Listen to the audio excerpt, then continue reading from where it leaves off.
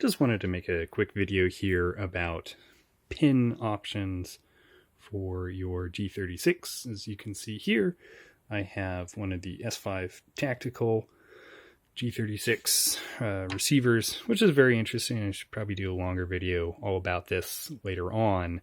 I have one of the rails with the flip-up integrated sights, not a B&T one. This is an actual HK one that I got from HK's own web shop on a pretty good sale for it, about half of what you'll find it for elsewhere. But the main part of this video is really about things like this. So this is a quite long, and actually my fingers are a little bit, it's difficult to get this off one-handed, which is a good thing. This 80 millimeter, 5 millimeter shank, threaded, just socket cap with, just basic 5 millimeter flange nut on the bottom there. It fits in this pretty nicely, and then when you actually put the stock on, it snugs it up even further.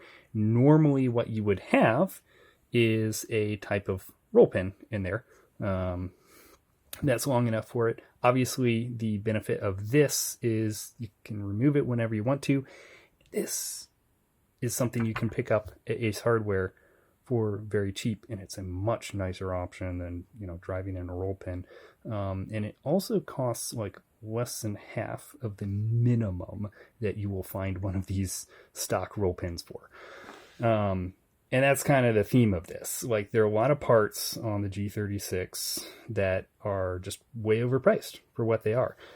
For example, the bolts that go through here, they're just very small 5 millimeter bolts with tombstone shaped threaded section on one side and then a tombstone washer on the other side, which is like design-wise, a very efficient way to do this, because that means you can put the threaded section on one side, put the bolt and washer on the other side. You don't really have to worry about having something else to, hold down a nut on this side, because the tombstone shape will just lock it in place. The thing is, each one of those, well, let's just say I can get marine grade A4 steel 5 millimeter bolts and washers for half the cost of each one of these. So look around, find stuff that's cheaper. Now, the worst example of this are the push pins that go through here. Those things are insanely expensive for what they are. And so I'm going to be getting bolts and nuts. It's not as nice of an option because you can't just push them through. But in terms of costs, I'm not going to spend a lot of extra money to get those push pins. Just get 6 millimeter bolts. These are 42 millimeters across, at least for this one, which means it should be the same for the other two spots, because of course all those push pins are identical.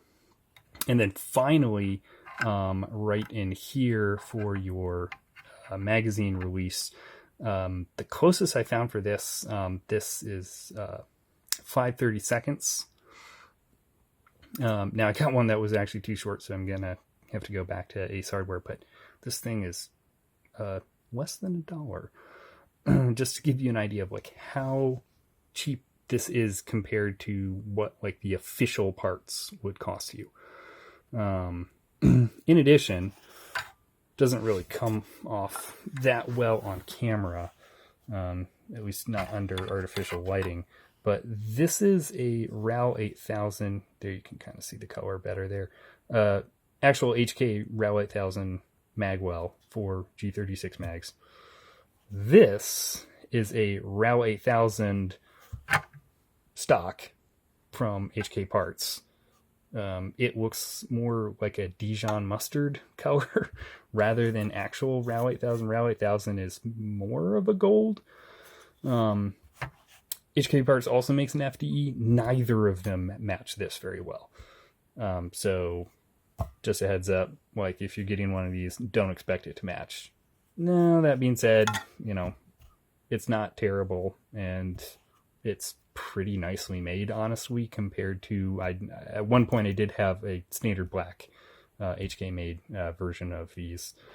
And I feel like this one's slightly better, although in the end, I'm probably going to spend the absorbent amount to get one of those IDZ stocks, just because they're really cool, and you can get like the convex butt pad, which actually has a bit of cushion to it.